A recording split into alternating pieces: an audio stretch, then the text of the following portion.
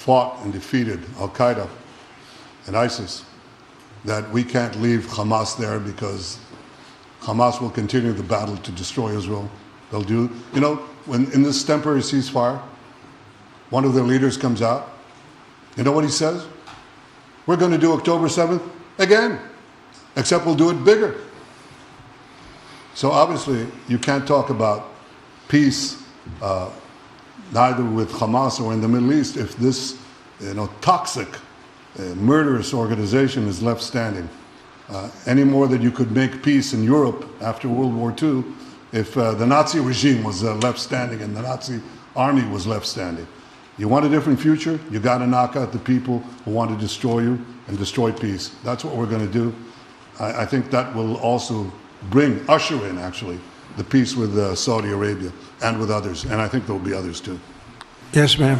Go ahead. Woman, as our expectation from you.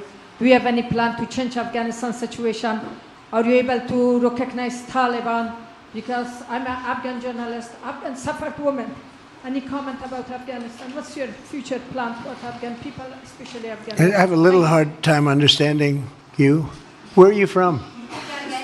Oh. Actually, it's a beautiful voice and a beautiful accent. The only problem is I can't understand a word you're saying. But I just say this, good luck, live in peace. Go ahead, please.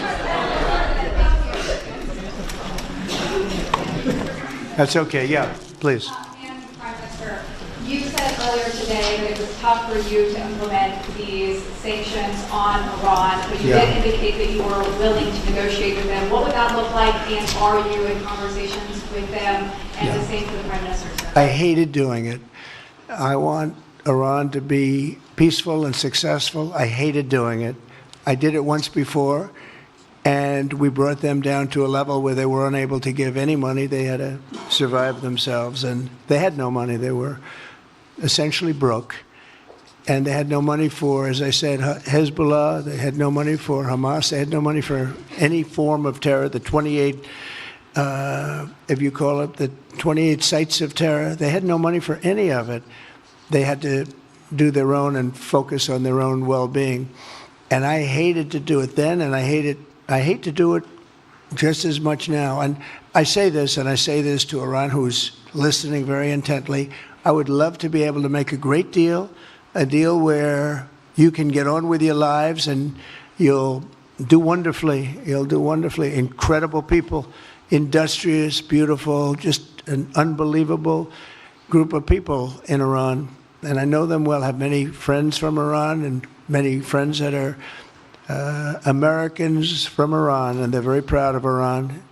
But I hated to do it, just so you understand. And I hope we're going to be able to do something so that it doesn't end up in a very catastrophic situation. I don't want to see that happen. I really want to see peace, and I hope that we're able to do that. They cannot have a nuclear weapon. It's very simple. I'm not putting restrictions. They cannot have one thing. They cannot have a nuclear weapon. And if I think that they will have a nuclear weapon, despite what I just said, I think that's going to be very unfortunate for them. If, on the other hand, they can convince us that they won't, and I hope they can. It's very easy to do. It's actually very easy to do. I think they're going to have an unbelievable future. Yeah, please, sir, go ahead.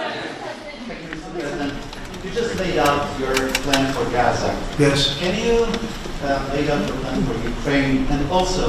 For Ukraine? For Ukraine, yes.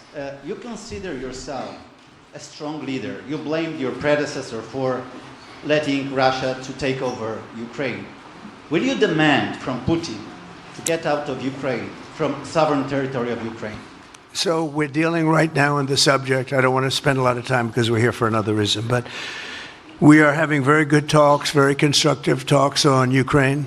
And we are talking to the Russians. We're talking to the Ukrainian leadership. It would have never happened. That would have never happened. It should have never happened. I get reports every week, the number of soldiers, mostly soldiers now. The cities have been largely demolished. You talk about a very sad sight to see. We talk Gaza. Well, many of these cities look as bad as Gaza and worse, what's happened to them. And I want to see that end, and I want to see it end for one simple reason: the life of young people being absolutely obliterated on both sides. You probably have 700,000 Ukrainian soldiers dead, 800,000, maybe more Russian soldiers dead. It's very flat land, and the only thing that's going to stop a bullet is a human body, in this case, usually soldiers. And the numbers are staggering when you hear the real numbers in Ukraine, what the numbers are. And this doesn't include the cities that have been demolished and all of the people that were killed. So I want to see it stopped. We're having very good talks, and I think we're going to get it. I think something will be, hopefully dramatically, it will rise above everything. You can't let this continue. This is an absolute slaughter